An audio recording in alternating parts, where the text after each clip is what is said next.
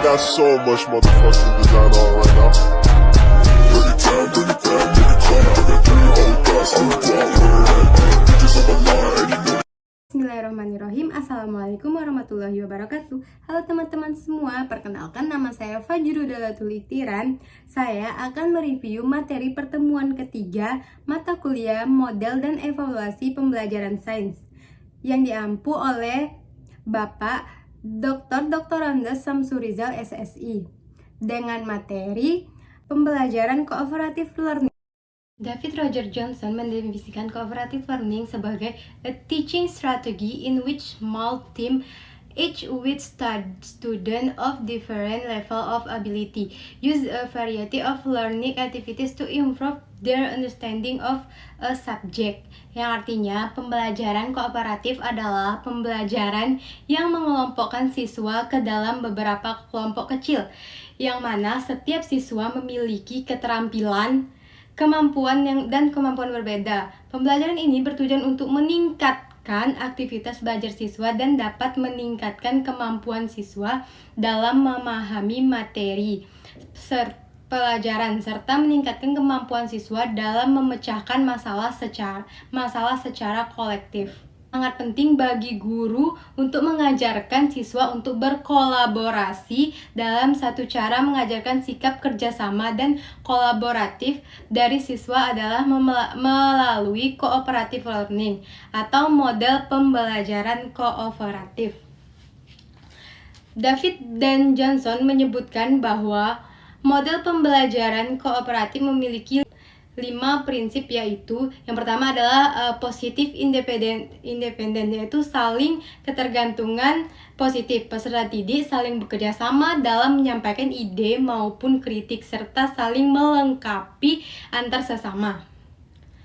Yang kedua ada individual accountability atau tanggung jawab perseorangan. Peserta didik bertanggung jawab dan berkontribusi pada kelompoknya dalam memecahkan masalah maupun menyampaikan ide, meski ide yang disampaikan konyol sekalipun, karena ide-ide ini akan dapat dikembangkan pada saat diskusi. Yang ketiga ada face-to-face interaction atau tatap muka. Saat penyampaian pendapat, peserta didik bertatap muka sesama teman dan saling memberikan interaksi positif serta menjalin hal baik terhadap kelebihan dan kekurangan sesama. Kemudian yang keempat ada social skill atau keterampilan sosial. Peserta didik pandai bergaul dan cakap dalam berbicara, dalam menunjukkan kemampuan dirinya yang dapat membangun karakter personal. Dan yang terakhir adalah group processing atau proses kelompok.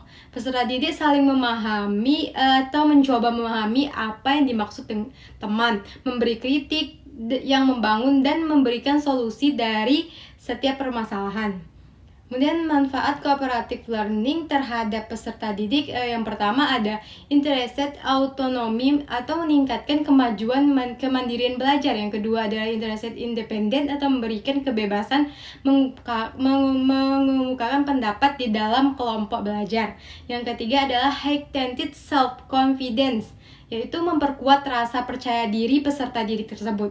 Yang keempat adalah transfer of knowledge atau saling berbagi pengetahuan, tahu dan paham dan terampil. Yang kelima ada higher elaboration, yaitu memiliki argumentasi yang kuat. Yang keenam ada interested productivity, yaitu produktif karena saling melengkapi dengan bekerja sama. Yang tujuh ada higher student achievement, kesuksesan dilihat dari beberapa banyak yang memahami ide yang kita sudah sampaikan dan kita kuasai agar bermanfaat bagi orang lain.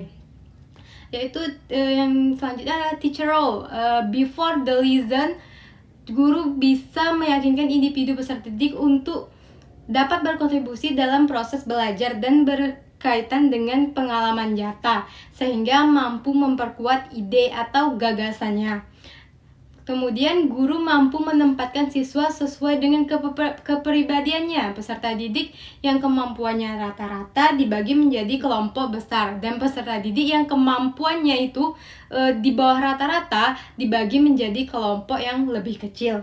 Guru harus menjadi mitra belajar peserta didik. Guru juga harus menyiapkan modul ajar atau panduan belajar. Yang kedua, developing student social skill, yaitu memberikan pandangan-pandangan kepada peserta didik, kemudian membantu memberikan solusi dan melatih siswa didik itu untuk mendengar. Kemudian ada teamwork skill, yang pertama ada forming skill, functioning skill, ada formulating skill, dan fermenting skill. Menurut teori, fokus belajar itu sendiri hanya bertahan selama 15 menit.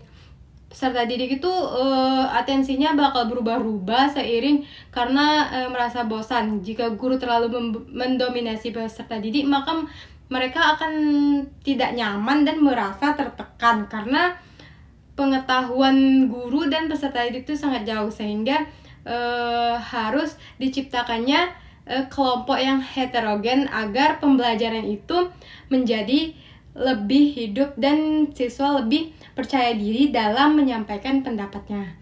Nah, itulah yang dapat saya sampaikan mengenai materi cooperative learning.